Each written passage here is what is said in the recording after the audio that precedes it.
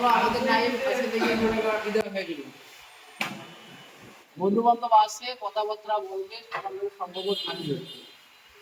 আর আমরা খেলার বিষয়ে একটা উদ্যোগ নিতেছি, যেমন আপনাদের মতামত হবে আমরা খেলাটা এইভাবে চালাবো। কেননা এখানে আমরা সবাই চাকরি করি, কম বেশি সবাই চাকরি করি, কিন্তু সপ্তাহে একদিন আমরা খেলি, খেলি না?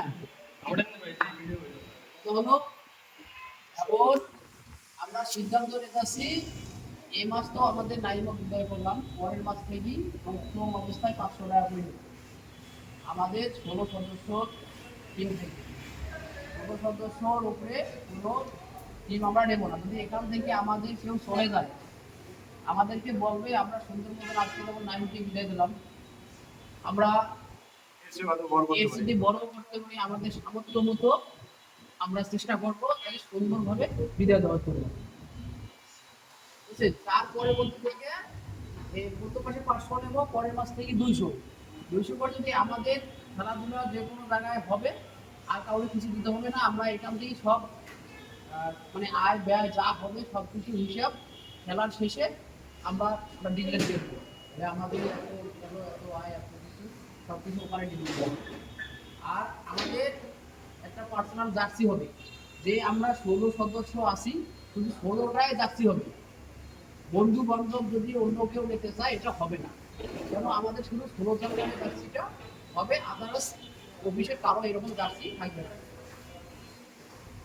এখন আপনাদের মতামতের দরকার আছে, এখন তাতে আপনারা কি বলেন? এখানে তো লিডারটা নেই,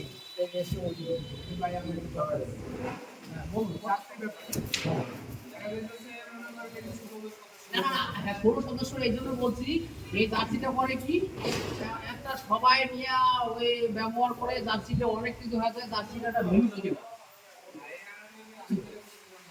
ব্যাপারটা না, আমরা 16 জন আছি, যে আমরা ওই জায়গা করতে চাই না, আমরা কিন্তু খেলা দেখতে কথাটা কিন্তু সবাই আমরা আমরা জাতি করব না, অন্য জাতি করতে যেমন তো না, তাই না?